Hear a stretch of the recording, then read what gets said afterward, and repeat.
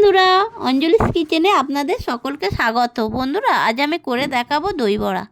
এই দই বড়াটা কীভাবে করতে থাকি আপনারা দেখতে থাকুন। প্রথমে বিউলির ডালটাকে জলে ভিজিয়ে রেখেছিলাম সারা রাত, তারপর সকালে ভালো করে জল দিয়ে ভালো করে ধুয়ে নিচ্ছি বন্ধুরা। দেখুন বন্ধুরা, কত পরিষ্কার হয়ে গেছে ডালটা। তারপরে মিক্সিতে ভালো করে বেটে নিয়েছি। বেটে নিয়ে ব্যাটারটা তৈরি হতে তার মধ্যে গোটা জিরে দিয়ে দিচ্ছি, হাতে একটু মুসলিয়ে নিয়ে।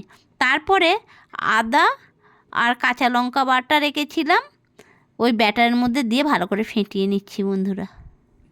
ভালো করে ফেটানো হয়ে গেছে বন্ধুরা। দেখুন কত সুন্দর ডালটা ফুলে উঠেছে। যত ভালো ফেটানো হবে বড়াটা তত ভালো হবে। তারপরে কড়াইয়ে তেল দিয়ে বন্ধুরা বড়াটাকে ব্যাটারটাকে বড়ার আকারে করে গরম তেলের মধ্যে দিয়ে দিচ্ছি। এইভাবে ব্যাটারটাকে গরম তেলে দিয়ে এবারে ভাজতে ভাজতে এক পিঠ ভাজা হয়ে গেছে, উল্টিয়ে দিচ্ছি বন্ধুরা। দেখুন কি সুন্দর ফুলছে বন্ধুরা। যত ব্যাটারটা ফেটাবেন তত বেশ ফুলবে। এবারে আমার বড়াটা ভাজা হয়ে গেল। আমি এক এক করে খুন্তি দিয়ে কড়া থেকে তুলে নিচ্ছি বন্ধুরা, একটা পাত্রে রাখছি। তারপরে আবারও কিছু বড়া ভেজে নিচ্ছি। বড়া ভাজা হয়ে গেল, প্লেটের মধ্যে এক এক করে সব তুলে নিলাম বন্ধুরা।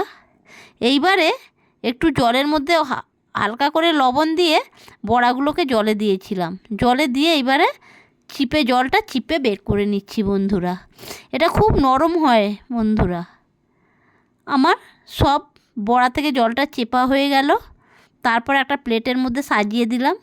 এরপরে টক দই যে ফেটিয়ে রেখেছিলাম, টক দইটা চামচ দিয়ে দিয়ে দিচ্ছি বন্ধুরা।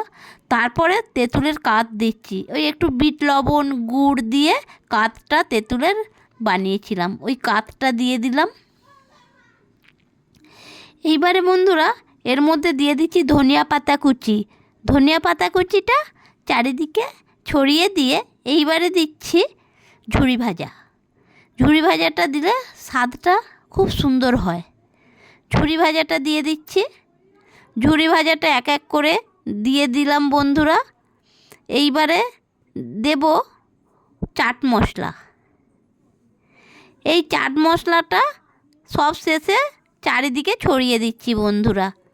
সমস্ত বড়ার মধ্যে যেন পড়ে এইভাবে ছড়িয়ে দিলাম। আমার তৈরি হয়ে গেল দই বড়া।